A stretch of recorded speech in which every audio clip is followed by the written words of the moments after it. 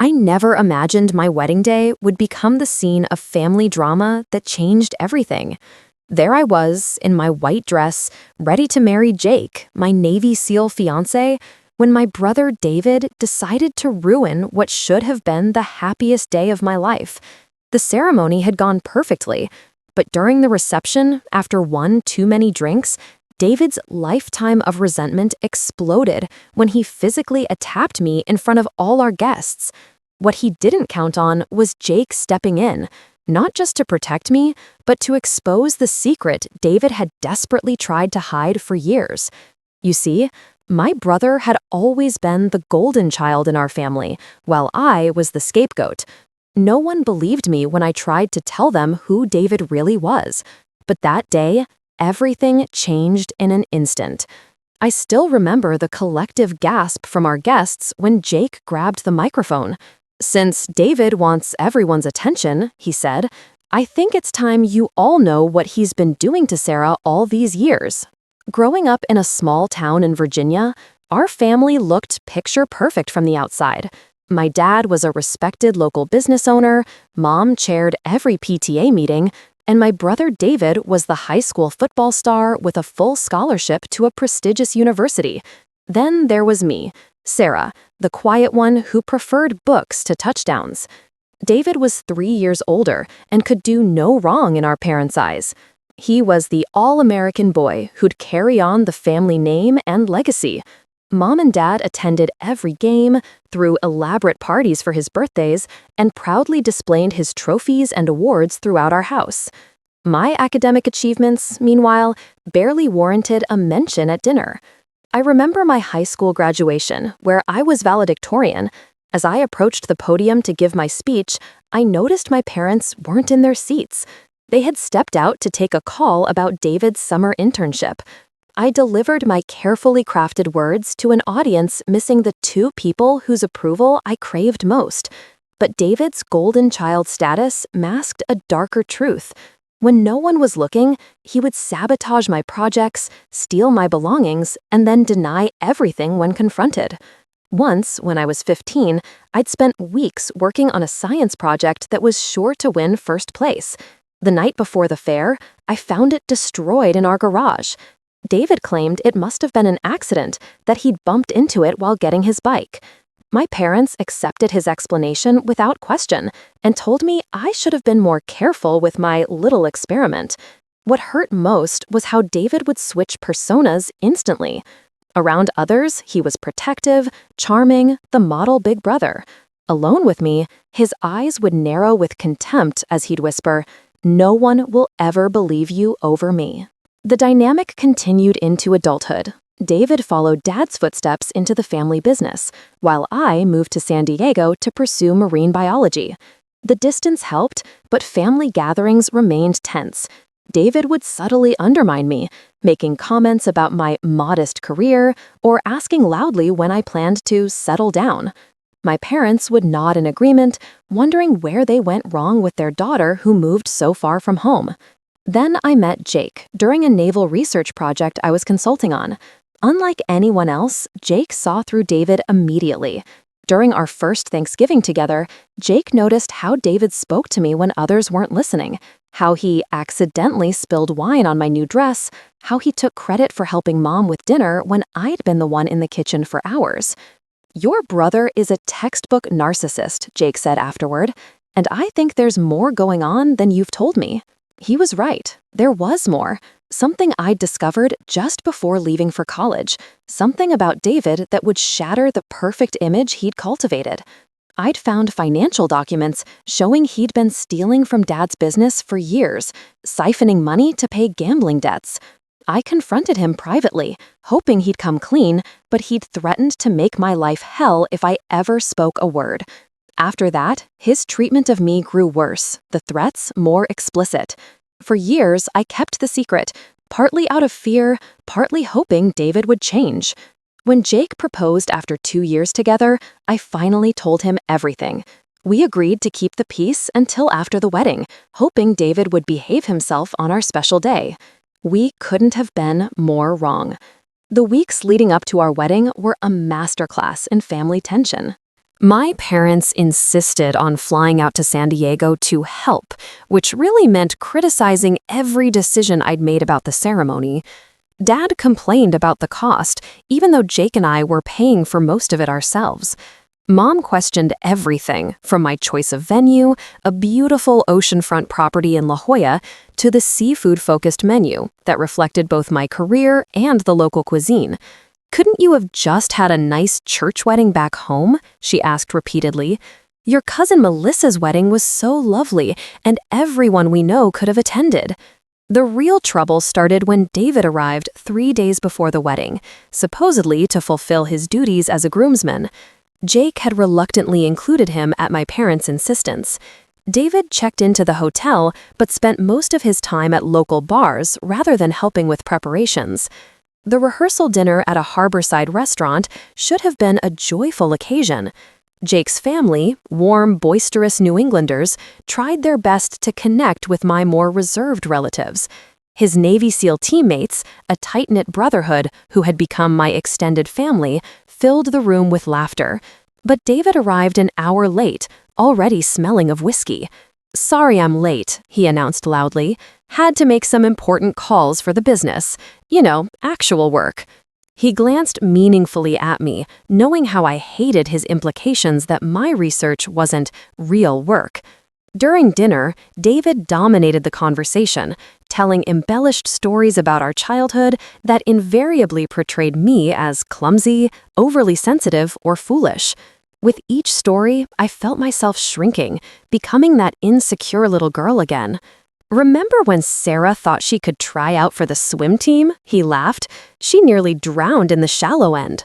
What he didn't mention was that I'd been a strong swimmer until he'd held me underwater during a family vacation, leaving me with a fear of swimming that took years of therapy to overcome. Jake squeezed my hand under the table, his jaw tightening. His teammates exchanged glances, clearly picking up on the dynamic. Jake's best man, Miguel, smoothly changed the subject, asking about the next day's timeline. Later that night in our hotel room, Jake paced like a caged tiger. "I don't like how he talks to you, Sarah. Something's off about him tonight." "He's always like this," I sighed. "Just more obvious because he's drinking." "No," Jake insisted. "It's more than that. He's planning something. I can feel it." Jake's instincts, honed through years of high-stakes military operations, were rarely wrong. Still, I hoped we could get through one day without drama. The wedding morning dawned clear and perfect. The venue overlooked the Pacific, waves crashing against the cliffs below. My bridesmaids helped me into my dress, a simple, elegant gown that made me feel beautiful for once. My mom came in briefly, fussed with my veil, and said, "Well, it's not what I would have chosen, but you look nice enough." High praise coming from her. Dad walked me down the aisle, whispering, "Don't trip," rather than anything affectionate. But when I saw Jake waiting for me, his eyes filled with tears of joy, nothing else mattered. His teammates stood tall in their dress uniforms, and for a moment, everything was perfect. The ceremony went smoothly. David, standing with the groomsmen, looked bored but behaved himself. We exchanged our vows, and when the minister pronounced us husband and wife, the cheers from Jake's teammates nearly drowned out the crashing waves below. It was during the reception that everything unraveled. The toasts began innocently enough. Jake's best man gave a heartfelt speech about finding love and building a life together. My maid of honor shared stories about our friendship and how Jake had brought out a confidence in me she'd always known was there. Then David took the microphone, swaying slightly. "Well, well, little sister finally got married," he started, his smile not reaching his eyes. "And to a real-life action hero, no less. Must be nice landing such a catch when you've always been so ordinary." Murmurs rippled through the crowd. Jake's commander, Admiral Phillips, frowned. My mother looked embarrassed but made no move to stop him. Sarah's always needed someone to clean up her messes. Used to be my job." David's voice took on a harder edge. "But I guess that's your responsibility now, Jake. Good luck with that." Jake stood, ready to intervene, but I placed a hand on his arm. "Let him finish," I whispered. "He'll just get worse if we try to stop him." David rambled on, each compliment laced with an insult, each childhood anecdote twisted to humiliate me. The room grew increasingly uncomfortable. Then he turned to face me directly. But the real question is whether Jake here knows what he's getting into. Does he know about your little habits? The things you've done? The money that went missing back home that summer before college? My blood ran cold. He was twisting the truth, trying to preemptively discredit me in case I ever revealed what I knew about him. This was the moment I realized he would never stop, never let me have happiness, never allow me to escape his shadow. As I sat frozen, David raised his glass in a mock toast. To my sister, who always manages to fail upward, and to Jake, who hasn't figured out who he really married yet. He stumbled then, spilling champagne on my dress, and laughed as if it were the funniest thing in the world. The laughter died in his throat when Jake stood up, 6 feet 2 inches of controlled fury in dress whites. "I think that's enough, David," Jake said quietly. And that's when my brother made his fatal mistake. David's face contorted with rage at Jake's interruption. 20 years of resentment, jealousy, and his desperate need to maintain control converged in that moment. "Don't tell me what to do," he snarled, jabbing a finger into Jake's chest. "You don't know anything about our family." Jake remained perfectly still, his SEAL training evident in his disciplined composure. "Step back, David. You're embarrassing yourself and ruining Sarah's day." That was when David snapped. He shoved Jake backward and then, to the horror of everyone in attendance, turned and slapped me hard across the face. The sound echoed through the suddenly silent reception hall. I stumbled, catching myself on the edge of the table as my cheek burned with pain and humiliation. For a moment, time seemed to stop. I saw my mother's hand fly to her mouth, my father half rising from his seat, uncertainty in his eyes. Jake's teammates were already moving forward as one, but Jake held up his hand, stopping them. David stood there, seemingly shocked by his own action, but then his expression hardened. "She deserved that," he muttered, loud enough for the front tables to hear. "Always has." What happened next unfolded with the precision of a military operation. Jake stepped between David and me, his voice deadly calm. "That's the last time you'll ever touch her," he said, not a hint of anger in his tone, which somehow made it more terrifying. He turned to face our guests, one arm protectively around my shoulders. "I wasn't going to do this today," Jake said, his voice carrying easily through the silent room. "But I think everyone here deserves to know the truth about David Coleman." My brother lunged forward. "Shut your mouth! You don't know anything!" 2 of Jake's teammates smoothly intercepted David, restraining him with minimal effort while Jake continued. "For years, David has psychologically and sometimes physically abused Sarah. He's manipulated their parents and embezzled from the family business to cover gambling debts." Jake's eyes found my father's.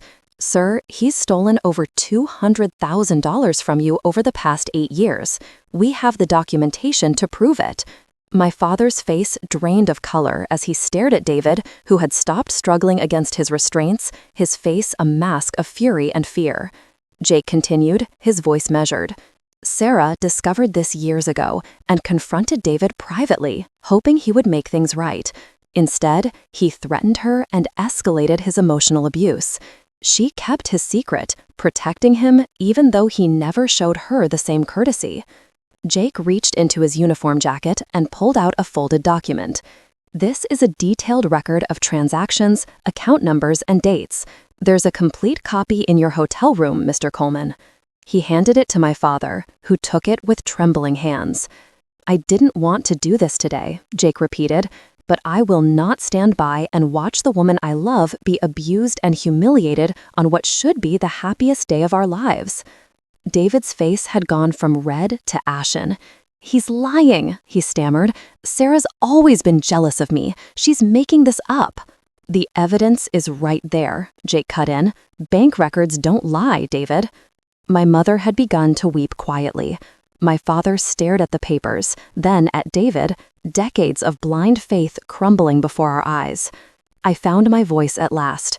"I never wanted it to come to this," I said, my cheeks still stinging from the slap. "I kept hoping you'd change, David. That you'd get help for your gambling. That you'd stop resenting me for existing. I've spent my entire life trying to be small enough not to threaten you, and I'm done." I turned to my parents. "I'm sorry you had to find out this way. I tried to tell you so many times, but you never wanted to hear anything negative about your perfect son." The silence that followed was deafening. Then, slowly, Jake's commander stood up. Admiral Phillips, a man who had seen combat in 3 different conflicts, looked directly at David with cold contempt. "Get this man out of here," he ordered Jake's teammates, who promptly escorted my struggling brother from the reception. I took Jake's hand, feeling both devastated and strangely liberated. "I think we need a moment," I said quietly. We walked out together onto the cliffside terrace, leaving the murmuring crowd and my stunned parents behind. As the door closed behind us, I heard my father's broken voice. "David, is this true? Answer me, son. Is this true?" The ocean breeze hit my face as Jake and I stepped onto the terrace, the salt air mingling with the scent of the nearby jasmine. Behind us, the reception had erupted into chaos. Shocked voices, my mother's sobs, and the continued protestations of my brother as Jake's teammates firmly escorted him out. "I'm sorry," Jake said, gently touching my reddened cheek. "I know we agreed to wait, but when he hit you—" "No," I interrupted. "You did exactly what needed to be done. I'm just trying to process that it's finally over. 20 years of walking on eggshells around David, of doubting myself, of being the family scapegoat, all exposed in 5 minutes of raw truth." We stood in silence for a moment, watching the waves crash against the cliffs below. Then the terrace door opened, and Miguel, Jake's best man, stepped out. "Your parents are asking for you, Sarah," he said quietly. "And just so you know, every single one of us has your back in there." Behind him, I could see several Navy SEALs standing at attention near the door, a protective barrier between us and any potential drama. Taking a deep breath, I squeezed Jake's hand and we returned to the reception. The room quieted as we entered. David was gone, but the atmosphere remained charged with tension and shock. My parents sat at their table, my father still clutching the financial documents, my mother dabbing at her eyes with a napkin. I approached them slowly, Jake at my side. Before I could speak, my father stood up, his face aged 10 years in the span of an hour. "Sarah," he began, his voice cracking, "is all of this true? About the money? About how he's treated you?" "Yes, Dad, all of it." "Why didn't you tell us?" my mother asked, her voice small. The question unleashed years of suppressed hurt. "I tried, Mom, so many times. But you and Dad never wanted to hear anything negative about David. When I tried to tell you how he behaved when you weren't around, you said I was being dramatic or jealous. When I showed you things he'd broken, you assumed I was careless. You never once considered that your perfect son might be the problem." My father sank back into his chair, staring at the documents. $200,000, he whispered. "All those times the business accounts were short, and I blamed accounting errors or employee theft? I wanted to tell you," I said, "but David threatened to make things worse if I did. And honestly, would you have believed me over him?" My father couldn't meet my eyes, which was answer enough. An uncomfortable silence fell until Admiral Phillips approached our table, his presence commanding immediate respect. "Mr. and Mrs. Coleman," he said formally, "I've known your son-in-law for 7 years. He's one of the finest men I've ever served with, honest to a fault and fiercely protective of those he loves. If he says these allegations are true, you can take that to the bank." My mother looked up at him, then at me, seeing me clearly, perhaps for the first time. "What happens now?" she asked weakly. "That's up to you," I replied. "I've said what needed to be said. What you do with David is your decision." As if on cue, Jake's phone buzzed. He checked it and leaned in to whisper to me, "Security says David's trying to access the hotel room where your parents are staying, probably looking for more evidence or cash." My father overheard. Something hardened in his expression, the first signs of the anger that would soon replace his shock. "I need to deal with this," he said, standing up. "Right now. I'll come with you," Jake offered. This situation could get volatile. My father nodded gratefully, and the two men who represented such different chapters of my life headed out together. My mother sat in stunned silence for a moment before reaching across the table to take my hand. "I didn't know," she said softly. "I should have, but I didn't want to see it. Your brother was always so perfect, or so I thought." "He was good at maintaining that image," I acknowledged, "but the signs were there, weren't they? All those times you withdrew or flinched when he came near you." Her voice trailed off as years of overlooked moments suddenly gained new context. The next hour was surreal. Jake's family and teammates rallied around us, transforming what could have been a ruined wedding into something unexpected, a celebration of truth and new beginnings. Jake's mother, a warm-hearted woman from Boston, took charge of the music and encouraged people to dance. His teammates started sharing stories that had everyone laughing despite the tension. When Jake and my father returned, their expressions told different stories. My father looked shattered but resolute, while Jake appeared grimly satisfied. "We caught him trying to access your room safe," Jake explained quietly.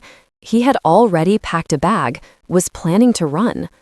"I've called the police," my father added, his voice hollow. "This goes beyond family drama now. He's committed serious financial crimes." My mother gasped. "Richard, no, he's our son." "And she's our daughter," my father responded, nodding toward me. "One we failed for far too long." 2 hours later, as our wedding reception improbably continued around us, I received the news that David had been arrested. The responding officers had found not only evidence of his embezzlement, but also illegal gambling connections and fraudulent loan applications in my father's name. My mother gasped. "Richard, no, he's our son." "And she's our daughter," my father responded, nodding toward me. "One we failed for far too long." 2 hours later, as our wedding reception improbably continued around us, I received the news that David had been arrested. The responding officers had found not only evidence of his embezzlement, but also illegal gambling connections and fraudulent loan applications in my father's name. In the days that followed, more revelations emerged. David's gambling addiction was far worse than I'd realized, with debts to dangerous people.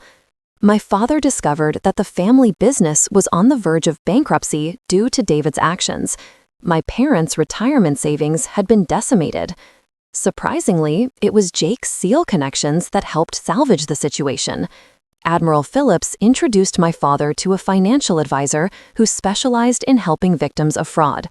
Jake's teammate, Caleb, who had a law degree, offered legal guidance pro bono. What could have destroyed my family instead became the foundation for something new, a relationship based on truth rather than illusions. David eventually accepted a plea deal that included mandatory rehabilitation for his gambling addiction. My parents sold their large house in Virginia and moved into a modest condo. My father, approaching retirement age, decided to close the struggling family business and accepted a consulting position with a firm in San Diego, just 30 minutes from where Jake and I lived. The most profound change, though, was in my relationship with my parents. For the first time, they saw me, really saw me. My mother started therapy to address her enabling behaviors. My father and I began having weekly coffee meetings where he asked about my research with genuine interest. 6 months after our wedding, as Jake and I helped my parents settle into their new condo, my father pulled me aside. "I have something for you," he said, handing me a small box. Inside was my grandmother's sapphire necklace, a family heirloom that had always been promised to me, but had mysteriously disappeared years ago. "David pawned it," my father explained. "I tracked it down and bought it back. It belongs to you. It always did." As I fastened the necklace around my neck, I realized that sometimes the most painful revelations lead to the most necessary healing. My brother's public exposure had forced us all to face difficult truths, but in doing so, it had given me something I'd never truly had before, a family that could see me for who I really was. It's been 2 years since that day. The memory of David's slap has faded, but the lessons haven't. Sometimes the most painful moments become our greatest turning points. David is still in recovery, working through his issues one day at a time. We're not close, but we're civil when we see each other at family gatherings. My parents have become different people, more attentive, more willing to see the truth rather than the story they want to believe. As for Jake and me, we've built the life we always wanted. His protective instinct that day wasn't just about defending me physically, it was about refusing to let lies define our future together. That's what real love does. It stands in the light of truth, no matter how uncomfortable. If you're in a situation where someone's narrative about you has become your prison, remember this: your story is yours to reclaim. It may take one dramatic moment or 1,000 quiet ones, but the truth has a way of surfacing. If you found something valuable in my story, please hit that like button and subscribe to hear more real-life experiences. Share this video with someone who might need to hear that family dynamics can change, that the truth can set you free, and that sometimes the happiest ending comes after the moment you feared most. Thank you for listening to my story. Sometimes weddings don't go as planned, but sometimes that's exactly what needed to happen.